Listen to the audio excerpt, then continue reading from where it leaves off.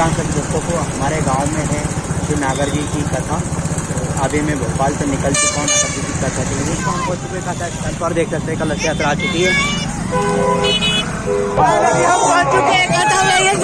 ये हमारे मोनू भैया।